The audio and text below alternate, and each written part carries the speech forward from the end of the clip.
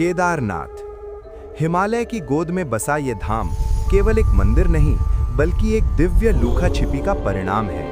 पर क्या आप जानते हैं कि यहाँ महादेव अपनी इच्छा से प्रकट नहीं हुए थे? वे तो पांडवों से छिप रहे थे, महाभारत के विजेताओं से भाग रहे थे। आखिर ऐसा क्या हुआ कि धर्म की रक्षा करने वाले पांडवों को ही महादेव दर्शन नहीं देना चाहते थे? ये कथा आरंभ होती है महाभारत युद्ध की राख से। पांडव विजय के सिंहासन पर तो बैठे थे, पर उनकी आत्मा में पराजय का शोक था।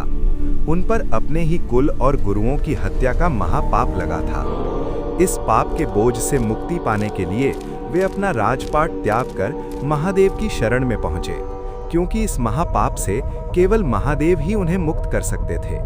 पर महादेव उनसे रुष्ट थे। वे युद्ध के उस भीषण रक्तपात से इतने व्यथित थे कि उन्होंने पांडवों को दर्शन न देने का निश्चय कर लिया। जब पांडव उन्हें खोजते हुए काशी पहुंचे तो महादेव वहां से अंतर्ध्यान होकर हिमालय आ गए, जिसे आज हम गुप्त काशी कहते हैं। पांडव भी हट के पक्के थे।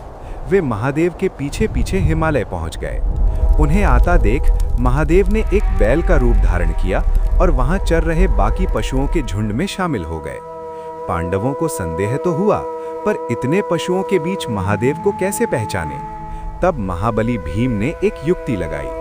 उन्होंने अपना विराट रूप धारण किया और अपने पैर 2 पहाड़ों पर फैला दिए।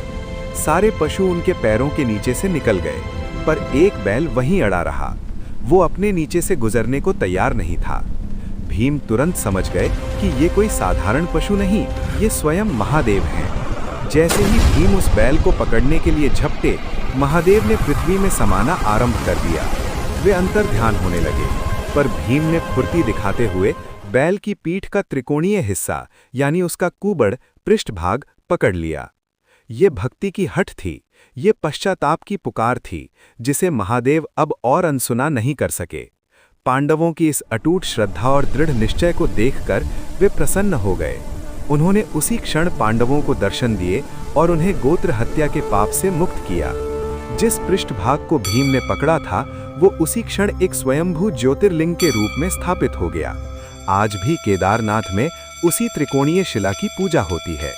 ये इस बात का जीवंत प्रमाण है कि जब एक भक्त सच्चे पश्चाताप के साथ अपने ईश्वर को खोजता है, तो ईश्वर को छिपने के सारे स्थान छोड़कर प्रकट होना ही पड़ता है।